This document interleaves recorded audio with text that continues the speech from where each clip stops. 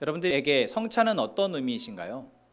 성찬이 뭔지 아직 전혀 모르시는 분들도 있을 거고, 성찬에 내가 참여하고 있지만 이게 무슨 의미인지 난 잘 모르겠는데 일단 하라고 하니까 하시는 분도 계실 거고, 또 이 성찬에 참여하면서 제가 안내했던 것처럼 정말 예수님이 우리를 위해서 흘리신 그 피와 그 찢기신 살을 내가 묵상하며 그 은혜를 깊이 감사하는, 또한 내가 정말 그 은혜를 통해 삶을 살아가기를 또 고백하는 그러한 분도 계실 겁니다.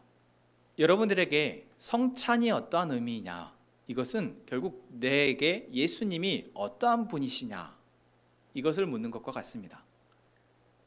그래서 우리가 매월 첫째 주일 성찬 예식을 하게 되어지는데, 이 성찬 예식에 참여할 때 내가 예수님을 얼마나 알아왔는지, 내가 얼마나 예수님을 과거에 잘 믿었는지가 아니라 지금 나에게 예수님이 어떠한 분이신지를 생각하며 참여하기를 원합니다. 그래서 초대교회에 이렇게 성찬 예식, 이제 이 오늘 복음서에 읽은 앞부분에서도 이제 성찬 예식이 진행되어지는데, 예수님이 제자들과 마지막 식사를 하시잖아요. 이 유월절 식사를 하시면서 떡을 떼고 잔을 나누시는 이 일이 있은 이후에 이제 예수님을 믿게 되어진 사람들은 날마다 떡을 떼며 마시며 예수님이 자신들을 위해서 하신 그 일을 생각하고 기억하고 그 은혜로 살아가기를 다짐했습니다. 그렇기에 이 믿음에 대한 고백이 없는 사람은 성찬에 그 떡과 잔을 나눌 수가 없었던 것이죠. 근데 그래서 지금은 아예 어떤 교회의 법상 세례를 받지 않은 사람은 성찬에 참여하지 못하도록 했습니다. 왜? 그러한 고백이 없는 사람이 어떻게 이거 떡과 잔을 먹는 거 의미 하나도 없지 않느냐라는 것이죠.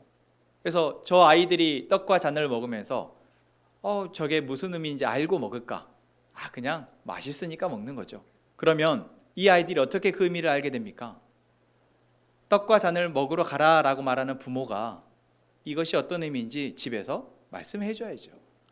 그렇게 아이들이 경험하면서 이제 지식도 쌓여가고, 그래서 어느 순간 이 아이들이 주님이 흘리셨던 그 피가 살이 나를 살리는 거구나 라는 자신의 고백이 되어질 거죠.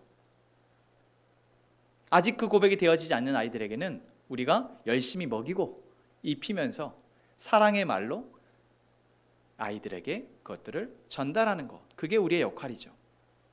여러분, 우리 공동체 안에 참 많은 사람들이, 다양한 연령의, 다양한 직업의, 다양한 삶의 모습을 살아가고 있는 사람들이 모여 있습니다. 이렇게 우리가 모여서 예배하는 것, 참 공통점이 하나도 없는 사람들 아닙니까? 그런데 오직 예수님이 나를 위해서 하신 그 일에 대한 고백이 있는 사람들이 모여 있다는 거죠. 그런데 아직 내가 그 일이 뭔지를 모르겠고 내가 그것을 믿을 수 없겠다라고 생각되어진다면, 여러분, 그 사람의 예배는 정말 사회에서 어떤 참여하는 어떤 사회 모임과 조직, 그냥 내가 위치가 그러니까 또는 내가 관계 때문에 참여하는 그러한 모임과 다르지 않을 겁니다. 그러면 참여하지 말라는 얘기일까요? 그렇지 않습니다. 교회의 문은 항상 열려 있습니다. 다시 말하면 누구나 와서 예배할 수 있습니다. 그 이유는 이 시대에 우리가 하나님이라는 존재를 만나는 것은 정말 쉬운 것 같으면서 정말 어려운데, 이 예배의 시간을 통해서, 또한 이런 성찬의 예식을 통해서 우리는 보면서 들으면서 이것이 뭐지? 라는 그 질문을 가지고 생각하면서 하나님을 만날 수 있기 때문에 그렇습니다. 아무 생각을 하지 않고 그냥 앉아 있거나 아무 생각하지 않고 그냥 참여하는 것은 하나님을 만나는 데 제일 큰 장애물입니다. 왜 성찬을 하는 거지? 왜 저 잔을 마시고 왜 저 떡을 먹는 거지? 왜 이것을 기억하라고 하고 왜 이것이 은혜라고 말을 하고 이것이 힘이 되어서 살아간다고 말하지? 질문하고 그것을 누군가에게 묻고, 그렇게 우리는 하나님을 만나 간다라는 것이죠. 여러분, 제가 말씀 서두에 이런 이야기를 드리는 이유는 우리를 사랑하시는 그 하나님이 우리에게 주시는 이 시간이 다 바로 그것을 위한 기회다라는 것입니다. 그래서 매주 매월 첫째 주 성찬에 참여할 때 여러분들에게 그 성찬이 계속해서 새로운 의미로 다가와지시기를 권면드립니다. 또한 그걸 위해서 기도하겠습니다. 이것이 그러니까 참여한다고 해서 그 의미를 우리가 바로 아는 것은 어렵습니다. 오늘 본문의 말씀 저희가 36절부터 읽었는데요. 36절 앞에 17절 말씀부터 쭉 보면 오늘 예수님이 제자들과 이 과정, 떡과 잔을 나누는 과정을 이미 먼저 처음 하셨다라는 것을 우리는 보게 됩니다. 예수님이 오늘 우리가 마시고 먹었던 것처럼 너희가 이것을 먹으라, 마시라, 그리고 이것을 기억하라 라고 말씀하십니다. 그런데 여러분, 이때 제자들이 이것을 알았을까요? 이것이 무슨 의미인지 알았을까요? 아니요, 몰랐습니다. 심지어 이 자리에 있었던 12명의 제자 중에 한 명인 가룟 유다는 예수님으로부터 그 떡을 받고 잔을 받고 예수님을 팔러 나갑니다.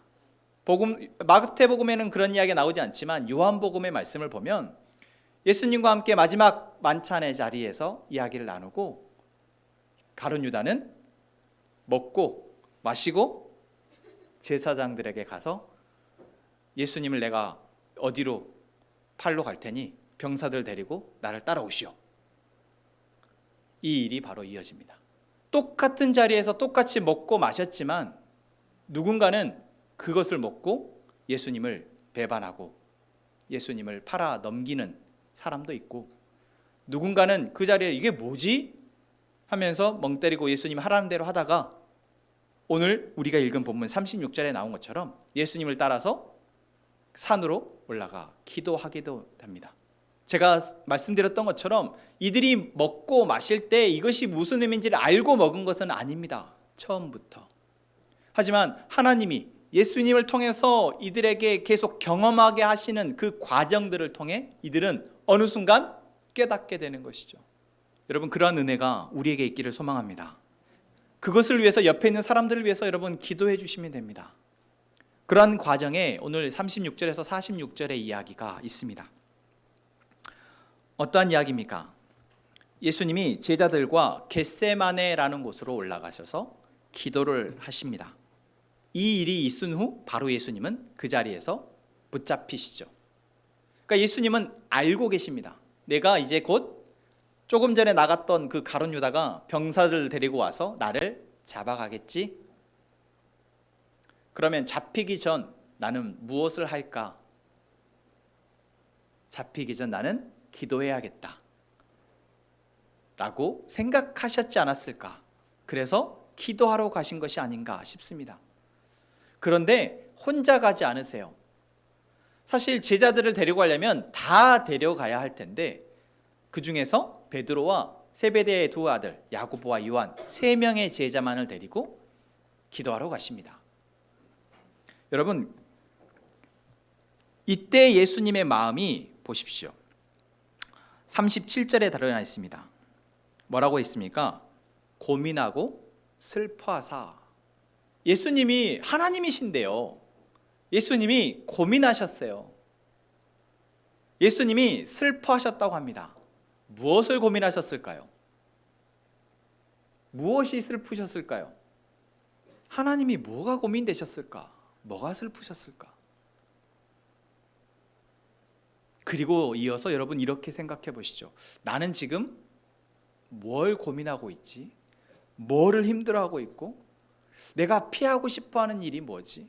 내가 지금 맞닥뜨리고 싶지 않고 정말 외면하고 싶은 상황이 뭐지? 그 일이 뭐지? 여러분들이 지금 그 상황을 앞에 두고 여러분들은 무엇을 하고 계십니까? 그 상황을 잘 이겨내기 위해서 또는 그 상황을 어떻게든 해결하기 위해서 여러분들은 무엇을 하고 계십니까? 그냥 마냥 회피하고 계십니까?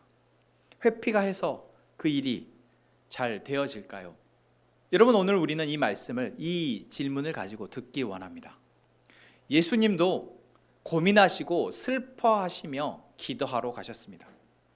예수님이 지금 앞에 있어질 일을 이미 태초부터 알고 계셨고, 그리고 이 땅 가운데 인간의 몸으로 오셔서 이제 33년의 시간들을 보내시면서 하루하루 아마 카운트다운을 세시면서 오셨을 겁니다. 그때마다 제자들에게 내가 곧 죽을 거야. 그런데 다시 살아날 거야. 내가 곧 죽을 거야. 내가 곧 죽을 거야. 라고 말씀을 한 번씩 하셨습니다. 그리고 조금 전 제자들과 함께 마지막 저녁 식탁의 자리에서 예수님이 내가 피를 흘릴 거야. 이거 내 피야. 이거 내 살이야. 라고까지 말씀을 하셨습니다. 그러니까 저는 예수님을 하나님으로 우리가 항상 생각하는데 예수님 역시 인간이시라는 것, 사람의 몸으로 이 땅에 오셨기에 우리가 예수님이 지금 이러한 과정 속에서 어떠한 마음이실까 생각해 봤으면 좋겠어요. 그래서 예수님이 고민하시고 슬퍼하셨다는 것이 우리에게 그냥 남 일이 아니라 나를 살리시기 위해서 오신 그 예수님이 무엇을 고민하신, 무엇을 슬퍼하신 것이지. 여러분, 무엇을 고민하셨을까요? 그것은 바로 기도에 담겨 있습니다. 예수님이 제자들에게 너희가 나와 함께 깨어서 기도하라 라고 말씀하시고 기도하러 가십니다. 그리고 39절 뭐라고 기도하십니까? 내 아버지여, 만일 할만하시거든 이 잔을 내게서 지나가게 하옵소서. 그러나 나의 원대로 마시옵고 아버지의 원대로 하옵소서. 이렇게 예수님이 기도하십니다. 여러분, 우리 아시는 분은 다 아시죠? 예수님이 이렇게 기도하셨다라는 거. 근데 예수님이 이렇게 기도하신 것은 무엇 때문입니까? 조금 전에 말씀드렸던 것처럼 예수님이 이것으로 고민하고 계시기 때문입니다. 그리고 이것으로 지금 슬퍼하시고 계시기 때문에 그렇습니다. 물론 자신이 죽을 것을 슬퍼했다라고 생각하지는 않습니다. 하지만 앞으로 되어질 일들에 대해서 예수님은 고민하시고 슬퍼하셨다라는 것이죠. 여러분, 우리가 어떠한 일을 앞두고 있을 때, 지지난주 제가 말씀드렸던 것처럼 우리가 하나님의 나라를 소망을 하고 이 땅에 말씀하시는 것들이 이루어질 것을 우리가 소망하고 그렇게 살아가려고 할 때 우리 앞에 놓여진 장애물들이 얼마나 많습니까? 아니, 어쩌면 우리가 하나님을 알게 되어지니 만나게 되는 장애물이 더 많은 것 같아요. 아니, 하나님, 내가 하나님을 잘 믿어보고자 하는데 왜 이렇게 힘든 일이, 왜 이렇게 어려운 일이, 왜 이렇게 감당할 수 없는 일이 계속 되어집니까? 어쩌면 우리도 불평하고 하소연할 때도 많지 않습니까? 여러분, 그렇지 않으신가요? 여러분, 그럴 때 우리가 무엇을 합니까? 기도하죠. 여러분, 기도합니다. 뭐라고 기도합니까? 하나님, 저 힘들어요. 좀 도와주세요. 라고 기도합니다. 이 문제 좀 해결해 주세요. 라고 기도합니다. 여러분, 이것이 하나님이 예수님을 믿는 우리에게 주신 특권입니다. 그래서 우리가 기도하면 하나님이 들으신다 약속하셨습니다. 그러니 우리는 당연히 이 특권 써야죠. 아껴둬서 뭐합니까? 아껴뒀다 똥 된다는, 그러면 안 되죠.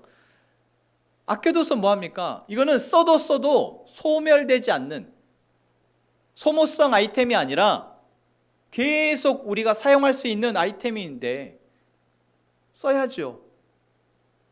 그래서 여러분, 그렇게 기도하고 계시잖아요.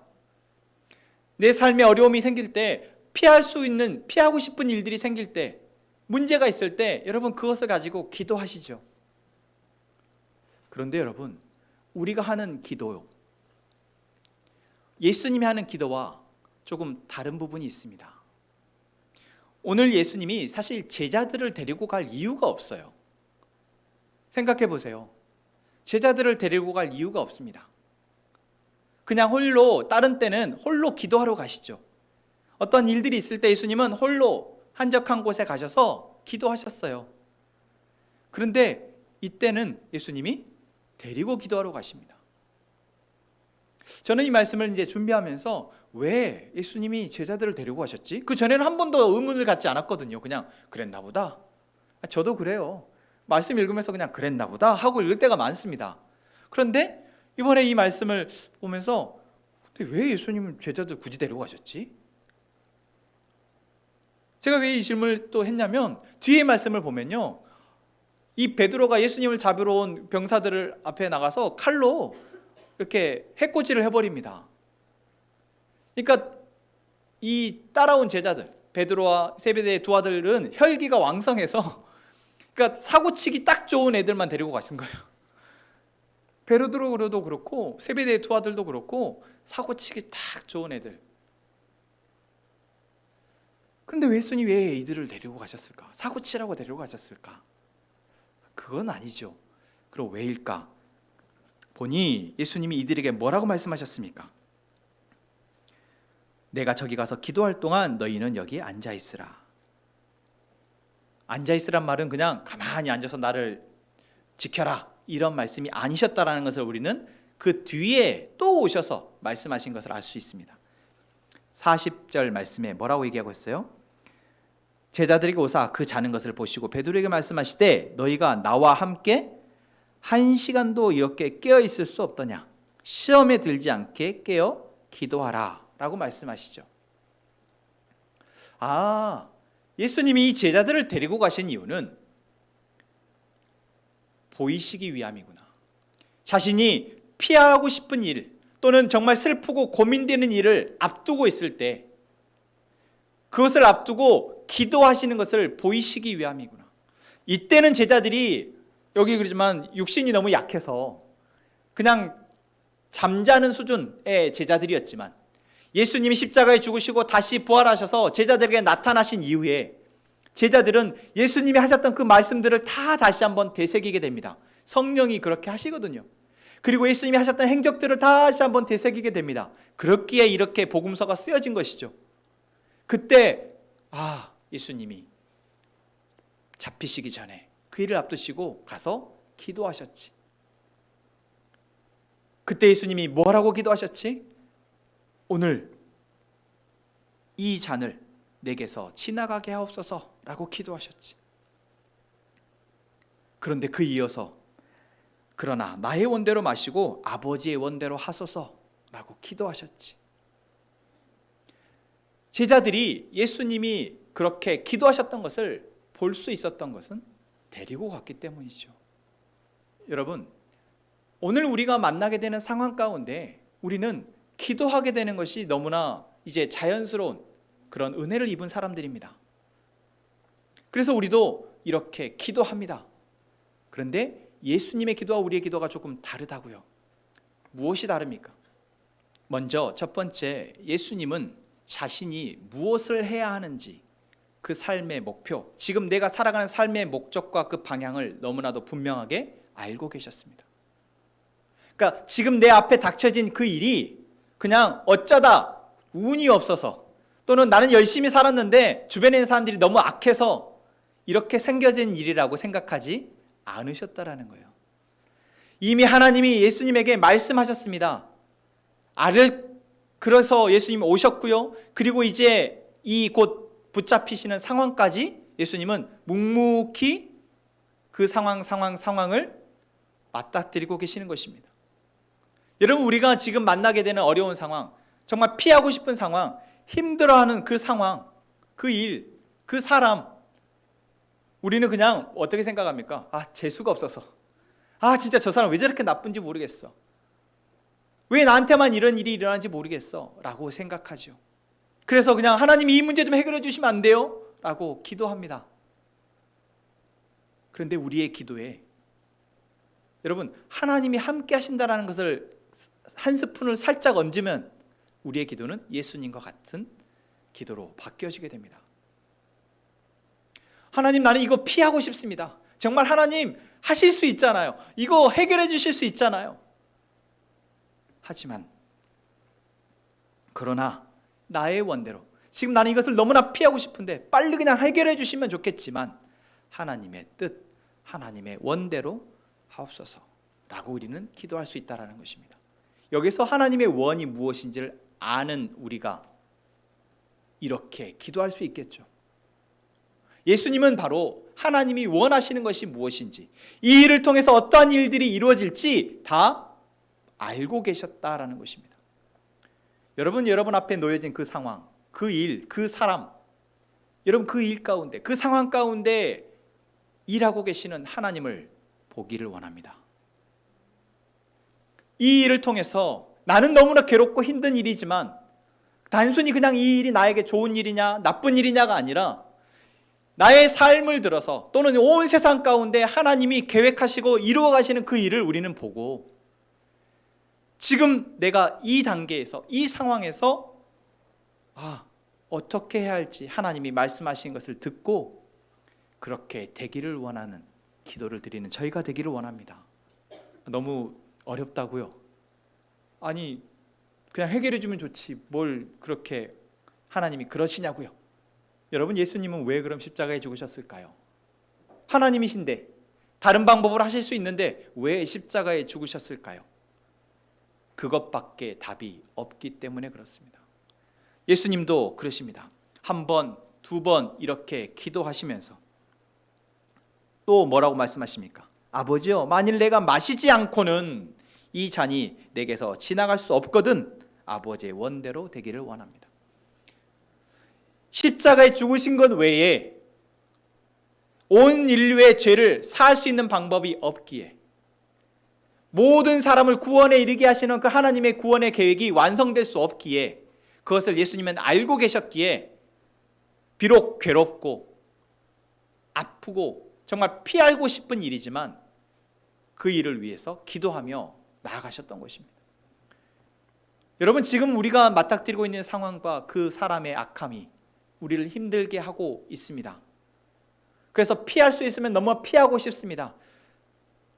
그런데 내가 이 일을 피하는 것이 어떤 선택지가 아니라 내가 이 일을 감당케 되는 것, 하나님이 나에게 주시는 마음을 가지고 하나님 나에게 주신 그 힘을 가지고 감당케 되는 것이 그 다음에 이루어질 하나님의 일이 되어지는 유일한 방법이라면, 여러분 우리가 그것을 알고 있다면, 그래서 나는 이건 너무 견디기 어렵지만 하나님께서 분명 이 일을 넘어서셔서 하나님의 일하실 것을 기대하게 되어진다면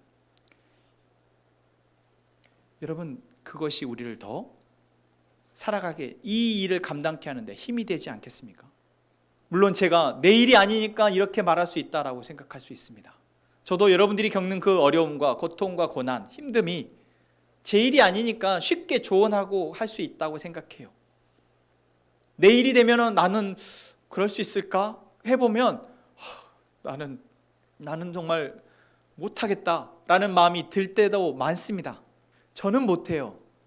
저에게 지금 그 상황이 아직 주어지지 않았기에 저는 상상만 하면 저는 못할 것 같습니다. 하지만 정말 나에게 그런 일이 생겨진다면 하나님이 저에게 그것을 감당케 하실 것은 믿습니다. 여러분 우리가 믿는 것은 사람이 아닙니다. 우리가 믿는 것은 하나님이십니다. 우리가 믿는 것은 우리에게 먼저 오셔서 본을 보이시고 십자가에 죽으시며 그 일을 감당하시기까지 기도하시며 결국 그 일을 감당해내신 예수님이십니다. 누군가의 위로와 격려가 나에게 아무 위로가 안 되고 격려가 안 돼서 정말 내가 낙심할 수밖에 없다고 생각되어질 때 여러분 예수님을 바라보십시오.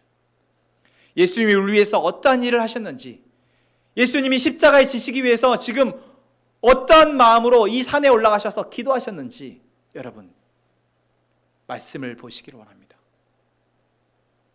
그리고 예수님이 기도하셨던 이 기도를 다시 한번 되뇌이시면서 예수님이 이렇게 기도하셨구나. 이렇게 기도하셨구나.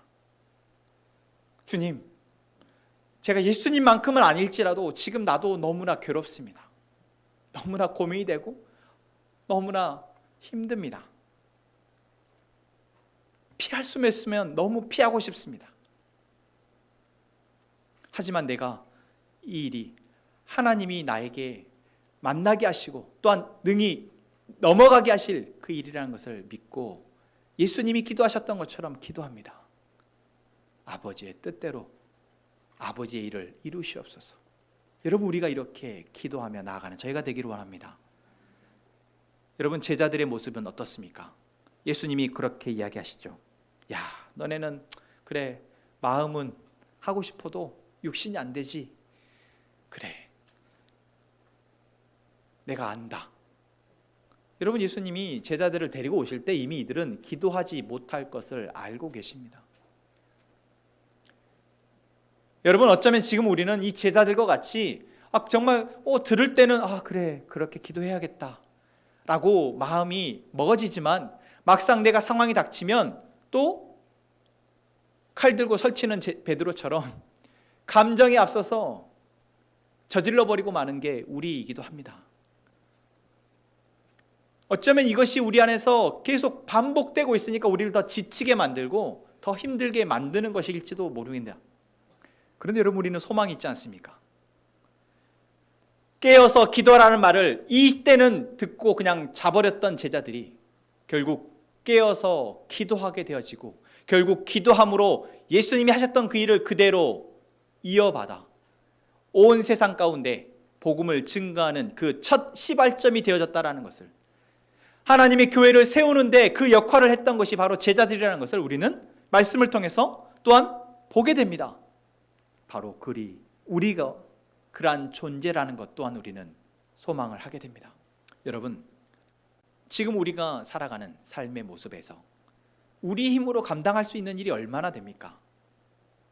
내 생각과 내 계획으로, 내가 가지고 있는 자원으로 감당할 수 있는 일이 얼마나 돼요? 그러한 일들은 여러분 돈으로 잘 해결하시고, 여러분의 시간으로, 여러분의 건강으로, 여러분의 지식으로 잘 해결하십시오. 그런데 도저히 그래도 해결 안 되는 문제가 있다면 여러분, 그때는 깨어서 기도하시기 바랍니다. 그 깨어서 기도하라는 것, 예수님이 우리에게 주신 특권입니다. 아무에게나 들려지는 이야기가 아닙니다. 그냥 잊어버렸다가 그 순간이 되었을 때 내게 예수님이 하셨던 그 말씀이 기억난다면 여러분, 그게 얼마나 큰 은혜인지 잊지 마시기 바랍니다. 그리고 그 순간 예수님이 그러하셨던 것처럼 여러분, 그 자리에서 엎드려서 기도하시는 저희가 되기를 원합니다. 저는 교회 안에 바로 이러한 삶의 고백으로 예배하는 사람들이 더 많아지기를 원합니다.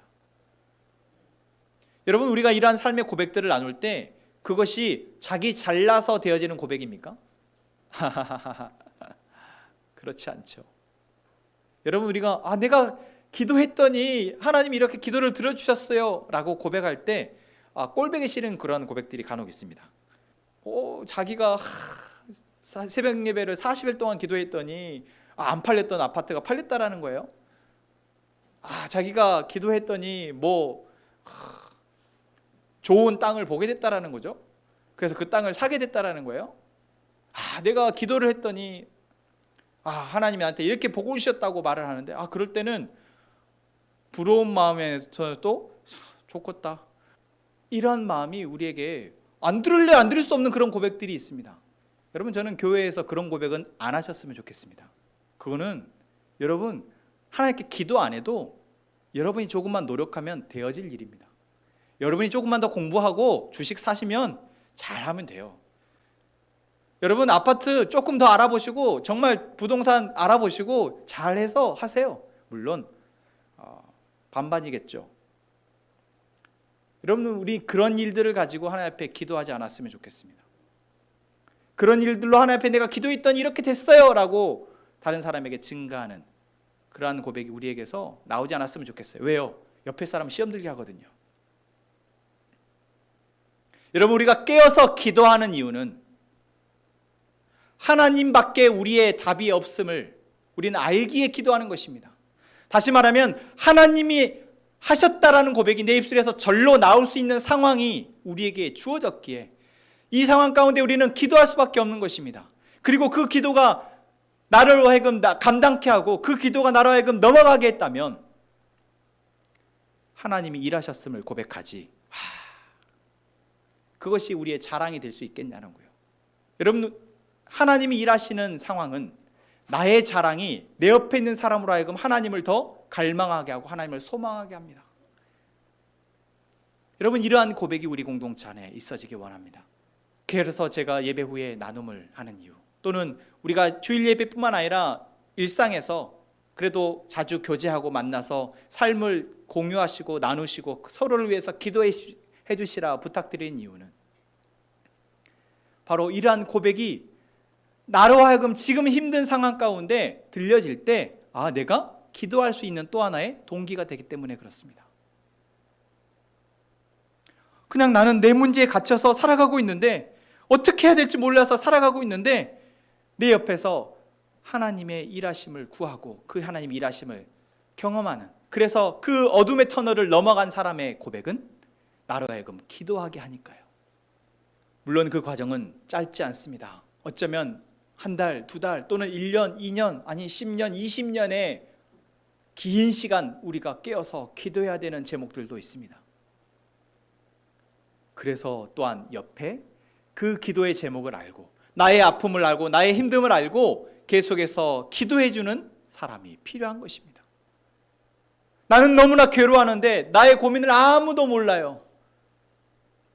그러면 나는 더 외로워지고 더 힘들어지는 것이죠.